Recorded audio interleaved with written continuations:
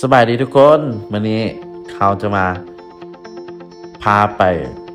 ออกทริปเนาะขี่รถจากไปทาราดนำกันเด้อทุกคนเด้อนี่พาน้องเจนนี่มาแวะเติมพลังก่อนและเฮานี่จะตัดมาตอนที่ว่าจะเข้ามาทางอัน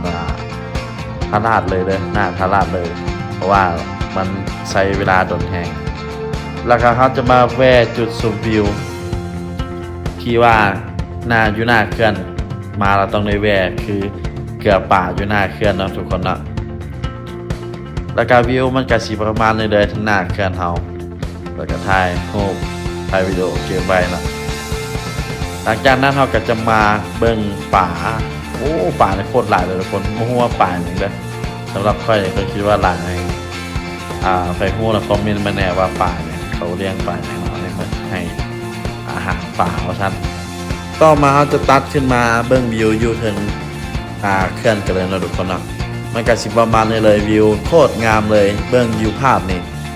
คือยังบ่สุดเนาะแต่อยากให้ไปเบิ่งตัวเองเนาะทะเลลาวว่าซ่านทุกคน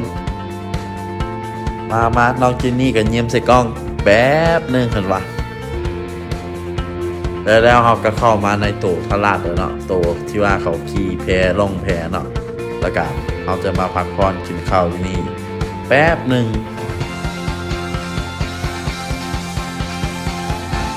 มาทราดบ่พานเนาะเอาเบ็ดมานำเด้อนี่เขาจะเอาเบ็ดไปแกงป่าเบิ่งว่าสิ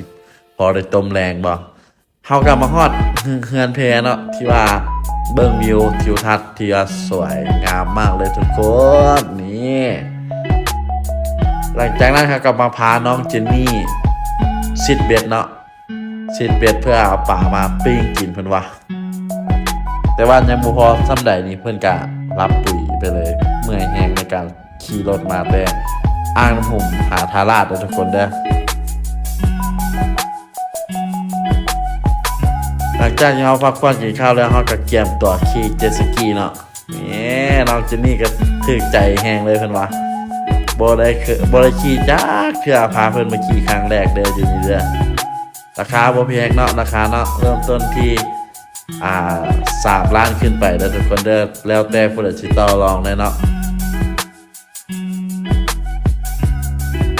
ต่อไปนี้ก็จะให้ภาพบรรยายความม่วนความ